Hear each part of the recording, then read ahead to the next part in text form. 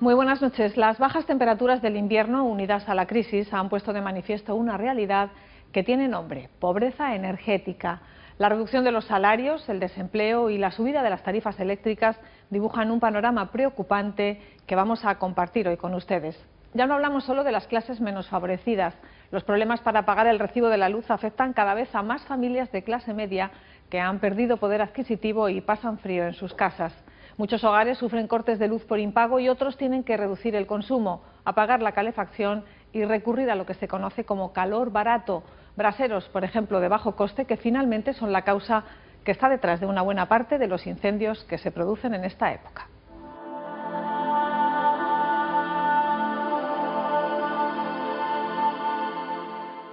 La luz, el recibo de la luz cuando venga, con las subidas que hay, ¿cómo con 426 euros yo voy a poder pagarlo?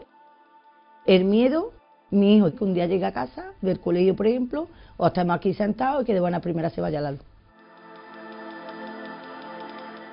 Llevo un año con la luz cortada, porque no he podido pagar más recibos, porque en la situación que estoy no he podido pagarlo. Sin electricidad, ¿cómo vivimos? ¿O cómo vive la gente sin electricidad? Una de cada 10 familias tiene problemas para pagar el recibo de la luz. Miles de hogares se ven obligados cada día a reducir el uso de aparatos eléctricos por miedo a la factura. Se estima que 4 millones de españoles viven esta realidad. Es una cara más de la crisis, la pobreza energética.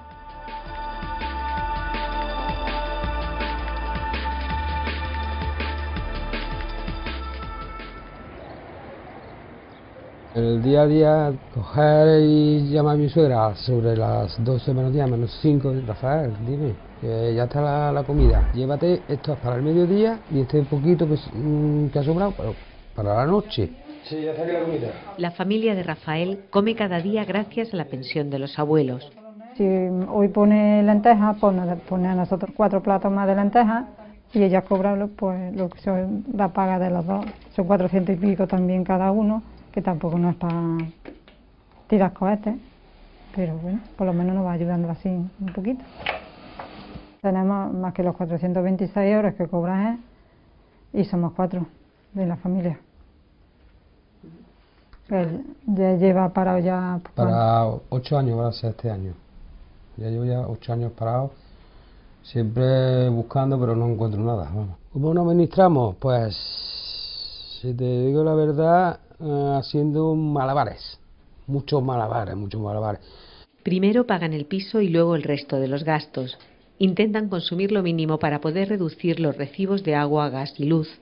Es un piso muy frío y tenemos un pequeño aparatillo que por las noches, cuando ya se va el sol, lo cogemos, lo ponemos a mitad del salón y cerramos las puertas hasta que llegue la hora de uno de acostarse. A pesar de todo, van quedando facturas atrasadas. Si no podemos pagar este mes la luz, pues ya la pagaremos el mes que viene. Yo me gustaría pagarlo, pero es que así no puedo hacer otra cosa. No nos han dado carta de corte por ahora. Tan solo aviso de que va a pasar por vía judicial y nada más, y que paguemos.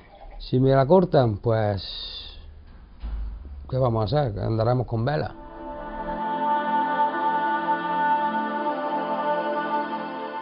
Con velas están iluminándose Natalia y sus 4 hijos desde hace meses. Intentan que su deuda con la compañía eléctrica no siga creciendo. Debe 4 meses de luz y ya le han anunciado el corte del suministro si no paga. Aquí me dice que me van a cortar la luz el día 31 de marzo de 2015. Si lo pago, no comemos. Y yo prefiero que mis hijos coman antes de pagar la luz. Yo quito bombillas para calentarnos las mantas. Yo tengo aire acondicionado, pero no lo utilizo. Nosotros ponemos una manta, 2 o 3, los pijamitas calentitos y ya está. Ahorrar nosotros más electricidad, nos acostamos más temprano, son las 9, 9 y media, los niños ven un poquito a la tele y ya nos acostamos para tener más ahorro de luz.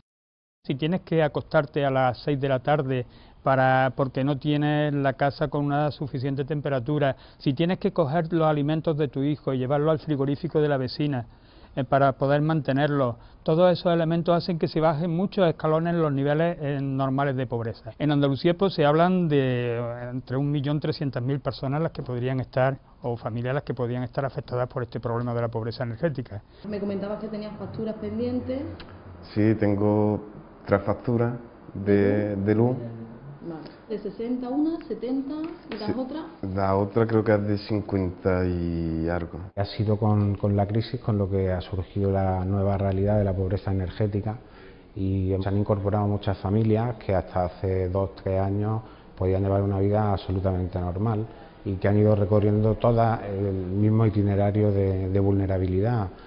Primero una de las dos partes de la pareja se queda en desempleo, luego la otra empiezan a cobrar prestaciones públicas, agotan el desempleo, acuden a la ayuda de su tejido más cercano, de la familia, luego de los vecinos, luego acuden a los servicios sociales y cuando ya los servicios sociales no pueden darle respuesta es cuando vienen a Cruz Roja o a otras instituciones humanitarias, ¿no? Es el caso de Baltasar.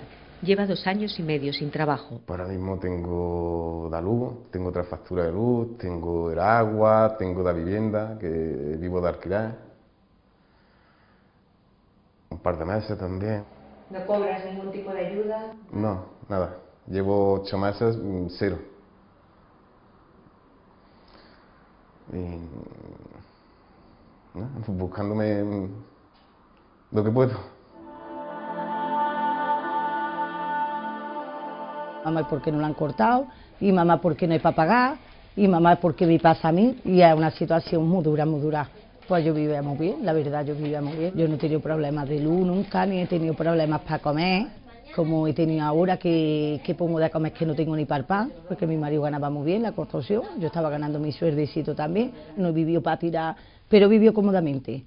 Pero yo tenía mi aire acondicionado, yo no he usado nunca un brasero, yo no he usado nunca una estufa, con mi aire, mi calefacción y mi de frío y de calor, mi vitrocerámica, mi termo de electricidad, y pagaba 50 y tantos euros. Pues yo estaba pagando desde 70 euros, empezó la subida de la luz, ya iban por 90, el último que me vino me llegó de 200 y pico euros. 200 euros suponen casi la mitad de los ingresos con los que Paqui y su familia cuentan al mes. Mi marido lleva parado desde 2007 y estamos con los 426 euros, que es la ayuda esta de la prejubilación. En los últimos 4 o 5 años el recibo de la luz en España ha subido nada menos que el 80%. Es una auténtica barbaridad y justamente en unos momentos de crisis. De hecho tenemos el tercer recibo más caro de la Unión Europea. Solamente nos ganan islas, como puede ser algunas veces Irlanda o Chipre o Malta, porque tienen un sistema eléctrico no interconectado y por tanto difícilmente eficiente. Y nosotros lo que queremos es que realmente se haga cuanto antes una auditoría para que nos enteremos realmente del precio de la luz, que no lo sabemos todavía, que se rebaje el IVA, que no puede ser que el IVA, por ejemplo, al agua se le aplique el 8 y que a la electricidad, que es un bien básico fundamental, se le aplique el 21. En Córdoba, colectivos vecinales y la plataforma Stop Desahucios han creado un punto de información para asesorar a las familias con dificultades para afrontar el pago de los suministros básicos.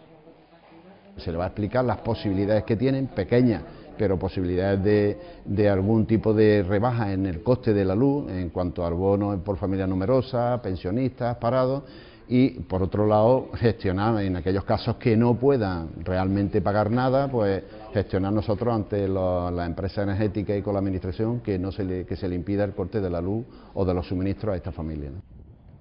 A mí me quitaron el contador de la luz, me cortaron los cables para que no pudieran enganchar, pero yo me he tirado muchos años en la construcción y entonces pues más o menos sé cómo hacer las cosas, ¿no?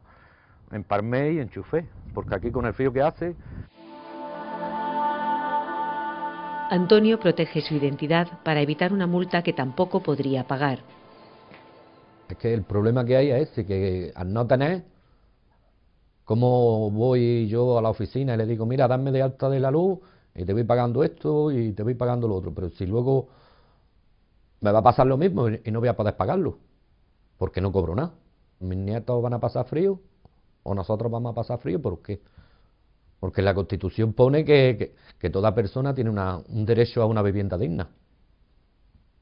Si tenemos derecho a una vivienda digna, No es lo mismo que estás pasando frío, no podés ducharte. Porque si tuviéramos trabajo, pues no nos pasaría muchas cosas. Tendríamos la luz, tendríamos el agua, todo al corriente, y no hubiéramos tenido problemas tampoco de hipoteca, como la mayoría de la gente la está teniendo. Cualquier constitución o la constitución española que hablaba de un Estado social de derecho, donde dice que todo el modelo económico en última instancia tiene que estar al servicio de la sociedad, tiene que garantizar, que lo mismo que tendría que garantizar el trabajo, lo mismo que tendría que garantizar la vivienda, también tendría que garantizar no solamente la vivienda, sino la vivienda con unas condiciones dignas de habitabilidad. En este caso hablamos de derecho a la energía, de derecho a que no te mueras porque estés usando un brasero de mala calidad y puedas prender tu casa y arda, que son la mayoría de los incendios que se están produciendo.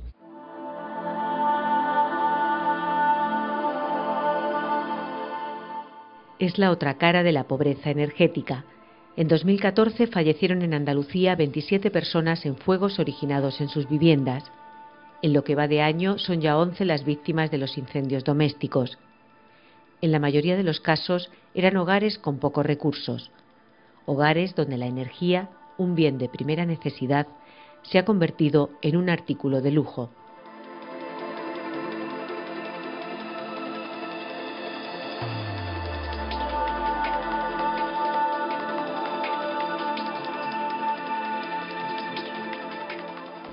Hay otra cara de esa pobreza energética que está relacionada con la salud. Según las estimaciones de la plataforma, cada año se producen en España unas 7.000 muertes anticipadas por problemas relacionados con el frío y la humedad. Y ahora, aprovechando el éxito de la película La Isla Mínima, les invitamos a conocer uno de los paisajes más inquietantes y hermosos de España, el de las marismas del Guadalquivir. Es bastante desconocido que aquel territorio, junto a Doñana, con Isla Mayor y sus 6.000 habitantes como principal núcleo urbano, ofrece, además de un valor ecológico excepcional, el arrozal más importante de Europa y uno de los primeros en el mundo en calidad y producción. Todo ello se ha construido con un impresionante esfuerzo humano, especialmente en unos tiempos de miseria y hambre tras la guerra civil y con el auge de la represión política del franquismo. Afortunadamente todavía quedan muchos testigos de aquella auténtica odisea. Escuchamos el emocionante testimonio de unos héroes que con un gran sacrificio consiguieron doblegar una naturaleza salvaje y hostil. Esto era un rincón que nadie quería venir aquí, nadie. Era desconocido, ¿no? Nombraban la isla del arroz como un desierto. Todo el mundo le huía. Mucha necesidad, muchísima. Tanta necesidad que se paraba una hora de comida y sobraba 3/4 de hora. En un cuarto de hora comía, porque tenías muy poco para comer. Venía pues de todos los pueblos de Andalucía, con el jato cuesta, como se dice aquí en Andalucía, y a campo traviesa, muertos de hambre. Aquí la gente se morían. Le entraba la calentura del paludismo, se morían como chinches. Cuando te remangaba descalzo, con 2 percherones 12 horas arando, no te lo reconoce nadie, pero ahí está.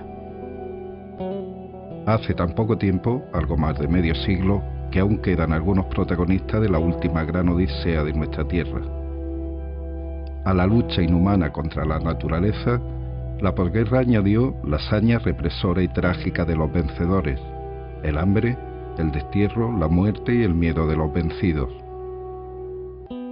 Terratenientes andaluces, colonos mayormente valencianos, temporeros de cualquier parte, con sus vidas convirtieron una isla salvaje de las marismas del Guadalquivir en uno de los arrozales más importantes del mundo. Tomar estas tierras, tomarlas, amansarlas, ha costado tiempo, dinero, esfuerzo, sacrificio y vidas.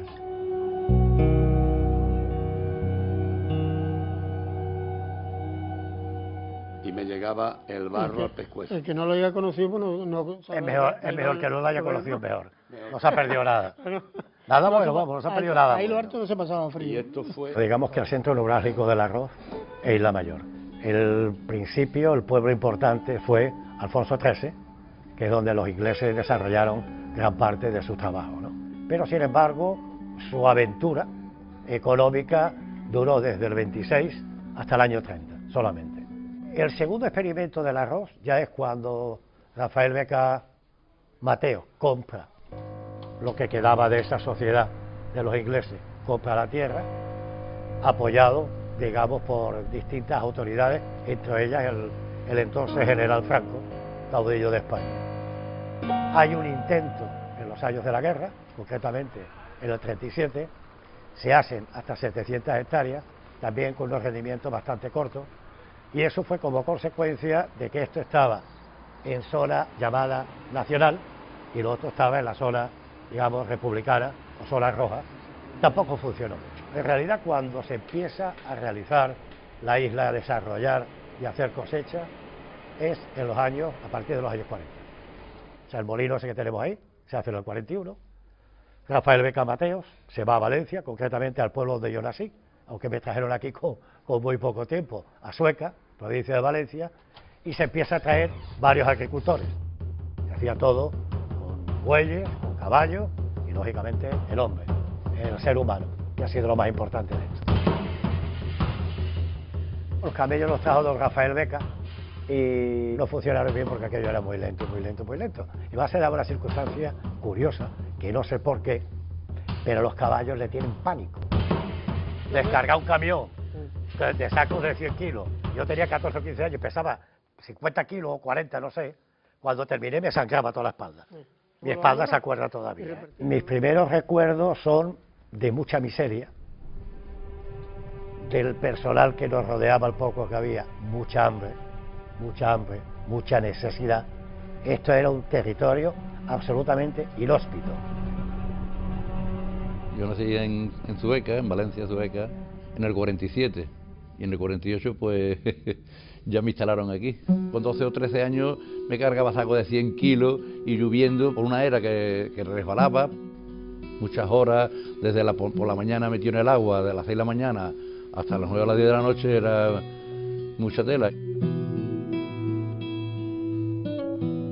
El 51 llegué aquí. Aquí estaba mi marido. Estuvo un poquito de tiempo sin nosotros, porque estábamos convencidos de que veníamos a correr un riesgo. ¿Un riesgo? Por eso venía, pero veníamos ya en trabajo, bajo un techo. Yo tenía 2 hijas. Una tenía 5 meses y la mayor me la dejé en Valencia. He tenido 5 y me iba a Valencia a que nacieran allí. Esto era totalmente desierto. Mucha gente, porque aquí había trabajo y venían de todas partes. La posguerra era la posguerra todavía, y la posguerra nosotros éramos de la España vencida. ¿Qué quiere que le cuente? Todos tenían que pasar por cárceles, por todo. Llegué aquí con 5 años y, como bien se ha dicho antes, desde el primer momento pues me sentí un chaval con 18 o 20 años. Digamos, trabajando en el campo, mucho con los caballos y casi sigo, pero vamos, mucho en todo esto. Ha vivido mucho todo lo que es esta transformación. Nos hicieron hombres cuando teníamos edad de jugar, pero no solamente nosotros. Todos los que de mi edad, incluso un poco más que yo, vinieron en aquella fecha. Yo no recuerdo haber tenido infancia. Infancia de juego de pelota o juego de... no. Yo fui al colegio un mes y tenía que ir por la noche, porque de día tenía que trabajar. El año 39 venimos de Extremadura, entonces venía muchísima gente, con mucha hambre. Los pueblos de alrededor de Andalucía y Extremadura pues tenían poco que comer. En aquellos entonces cualquier trabajo era duro aquí. Cargarse una puerta a 25 o 30 kilos, hasta aquí atascado, cogimos una poquita de tierra y a partir de ahí pues hemos estado trabajando en el arroz pues toda la vida. Es lo único que he hecho, trabajar en el arroz. Esta foto es mi padre con una cuadrilla y están trabajando, ¿veis? Que están aquí escasos, los pobres están... Yo vine con mis padres hace 2 temporadas o 3 de escardando arroz y ahora ya pues me casé con 19 años y ya me quedé aquí fija y llevo 60 años, fija 60 años. ¿Usted de dónde era? ¿De dónde era? De Morón de la Frontera. Los primeros recuerdos bien malos, fatal. Los temporeros los fatal. Lo que pasa es que soy de aquí y no quiero decir tantas cosas. Pero vamos, esclavo.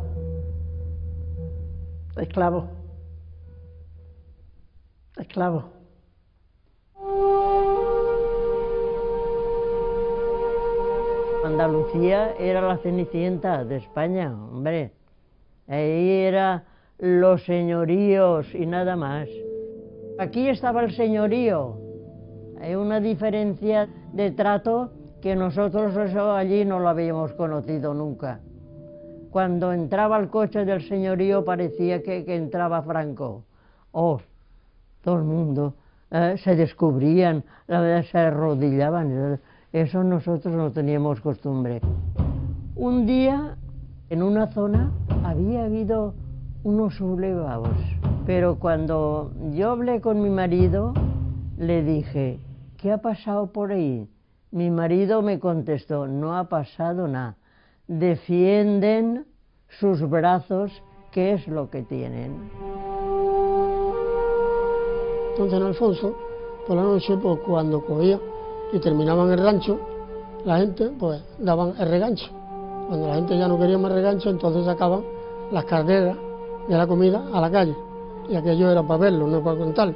La gente de cabeza se metía dentro de la olla para coger un puñado de comida. Yo tenía entonces 6 años. En pleno verano, que era la época cuando empezaban a hacerse las planteras, en el mes de marzo, abril, hasta ya cuando se terminaba, en el mes de octubre, pues aquí había, no te podía decir si 10, 12, 15, 20.000 personas de fuera. Se multiplicaba por 10 la población.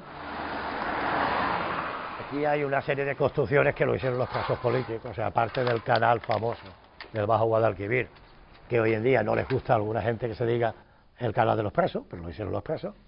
Aquí hay una serie de calles y de casas que se hicieron los presos políticos, ya en la década de los 50. Hubo bastantes personas, presos políticos, lógicamente, y había de todo. Incluso había de personas que se habían huido del pueblo y de alguna forma estaban aquí despistados o escondidos para que no los localizaran. Había de todo. En un programa de televisión hay cosas que no se pueden decir. Aquí había muchos políticos que se lo llevaban por política y muchos que eran furtivos que también venían y se los llevaban. Era una época muy mala. La historia dice que sí, que era una buena zona para ocultarse. Se comentan muchas cosas y bueno, y un poco forma parte de la historia no escrita, ¿no? De personas que venían aquí, que no sabían de dónde venían y que en un momento dado pues desaparecían también. A veces venía la guardia, los llamaba y ya no se volvía a saber de ellos ni la gente preguntaba.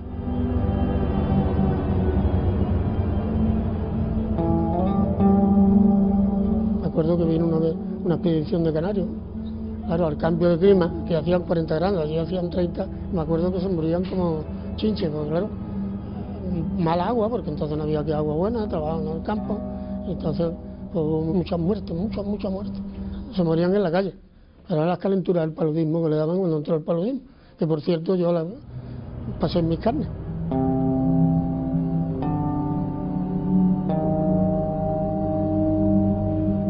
Ahí a la derecha había un montón de cascarillas y las envasaban para llevarlas a la fábrica de papel, para la caldera. Y llenando la cascarilla se encontraban a las personas muertas, porque se acostaban en la cascarilla y cuando no paraba de echar cascarilla, de pelar el arroz, pues lo tapaban y ahí se quedaban muertos. Y muchos lo descubrían muertos. Mucha hambre, mucha. Eran unos tiempos muy malos. Se morían también mucha gente jovencita, ¿sabes? Muchos niños sin atención y sin... porque es que estaba esto muy... No había lo que... Vamos, estaba una cosa salvaje prácticamente. Yo conozco del paludismo, de estar la gente en cola para cobrar en la oficina, que entonces esto era de Rebeca, se morían del paludismo, se caían muertos, no llegaban ni a poder cobrar. Cobrábamos poco. Ya más para adelantito, mi marido llegó a ganar la primera vez 30 pesetas. 30 pesetas, 8 horas. Con la libreta en las tiendas. Okay.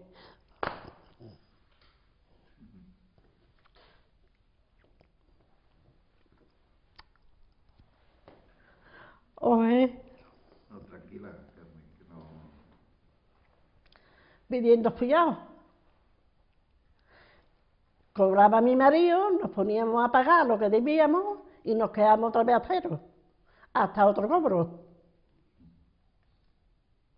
Sí, sí, sí, con la libreta en la mano siempre. Los grandes propietarios, la mayoría no vivían aquí, tenían sus encargados, sus capataces. Normalmente estaban puestos por la Casa Beca y casa importante, ¿no? Mayormente la Casa Beca, que tenía más capataces que nadie, porque tenía más tierra que nadie. Había 3 o 4 destacados, que se destacaban, pero vamos, había de todo. Ha habido casos que sí, porque el dueño no se enteraba ni pasaba de aquello, no se enteraba de nada, y a lo mejor el capataz no era demasiado, no tenía demasiado sentimiento y abusaba bastante. En ese tema, los que vinimos de fuera no hemos estado nunca. Nunca.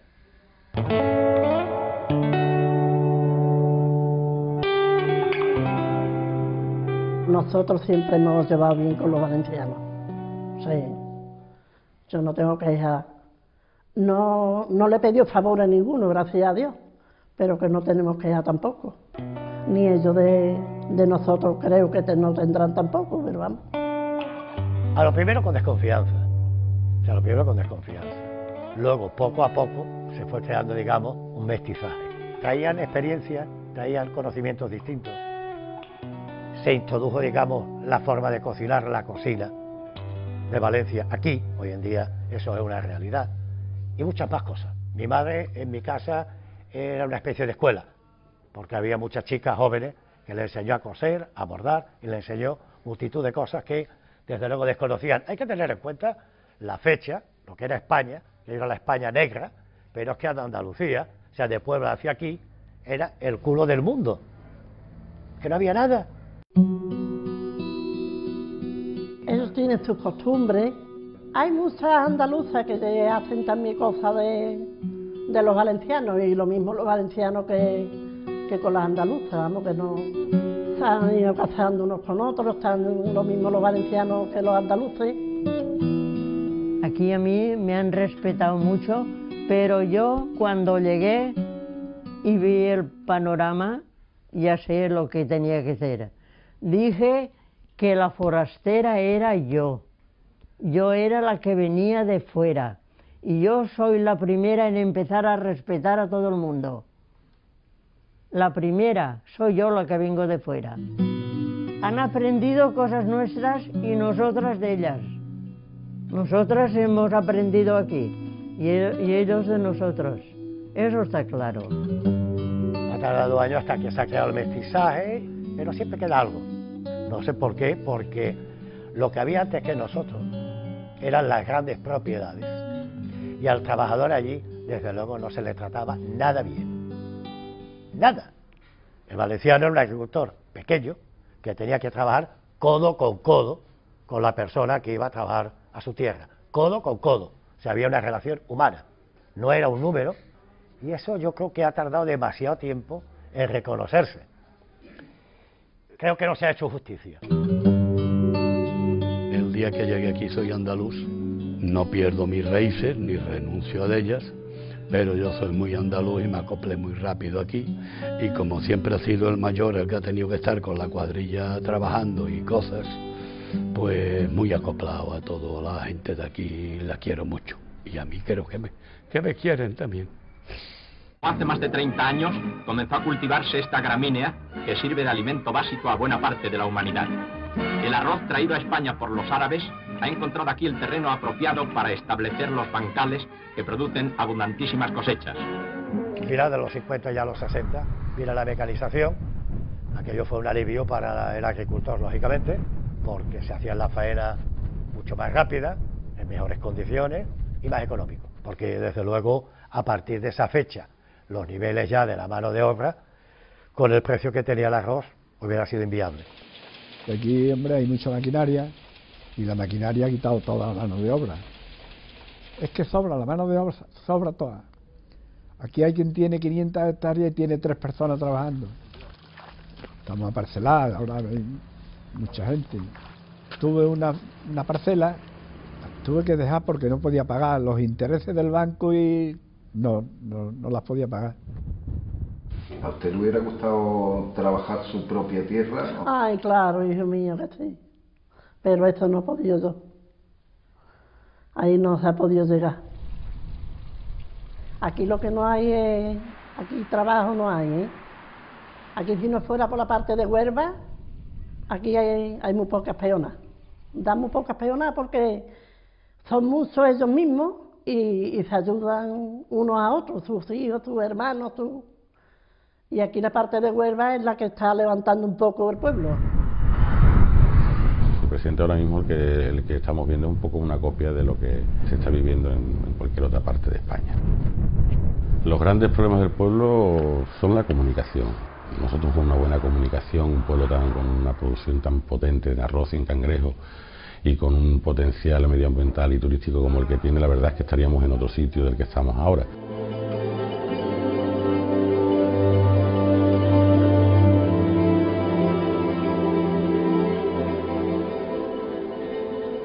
¿Amenaza el futuro? Bueno, el que Europa es un auténtico coladero que se importa desde todo el mundo. La globalización pone en peligro, ha puesto en peligro toda la agricultura española, toda, absolutamente toda. Y lógicamente en toda también está el arroz. Tenemos que competir con el resto del mundo en unas condiciones inaceptables. Cuando nos hablan de regar el río, los que no conocen esto ni siquiera saben que esta es la mayor y mejor zona arrocera de España, ni siquiera lo saben y viven a 40 kilómetros. Y empiezan a intentar poner en peligro la existencia de esto, pues se pueden imaginar lo que sentimos nosotros, la rabia que sentimos nosotros. Si nos quitan el Guadalquivir o lo que quieren hacer, pues creo que nos vamos al trasto todo el mundo, los jóvenes y los viejos. Este pueblo, creo, que tiene muy poco futuro. El arroz tiene mucho futuro, digo, esto da mucho dinero. Pero todo el dinero que da, ¿dónde se queda? Eso se para los amos del arroz. Claro. Los arroceros no protestamos lo que debíamos de protestar, protestamos menos, porque los arroceros con esto del río y de todo eso debíamos de coger 1000 tractores que hay aquí y acorazar Sevilla un mes seguido, para que supieran lo que defender esto, que la mitad no sabe lo que aquí se ha pasado. La historia de Isla Mayor realmente es un poco la historia de una conquista, ¿no? La conquista de un territorio hostil, un territorio que bueno ha estado aquí siempre, que nadie se atrevió antes a acometer y que bueno, pues un puñado de gente cogió y decidió venir aquí, prácticamente dejarlo todo lo que tenía y en una zona inhóspita 100%. Todo ese esfuerzo, todo ese sufrimiento y todas esas vidas que se quedaron ahí en el camino, pues lógicamente no podemos otra cosa que tenerlas a gala. La palabra arroz para nosotros significa pues la vida, porque desde que llegamos aquí vinimos para hacer arroz y seguimos dando, y significa la vida.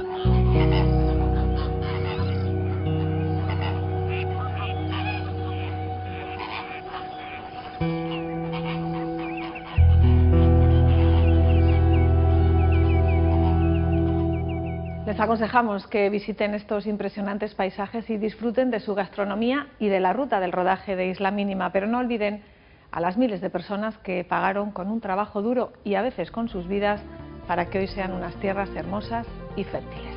Así terminamos, la próxima semana volvemos. Hasta entonces, gracias y muy buenas noches.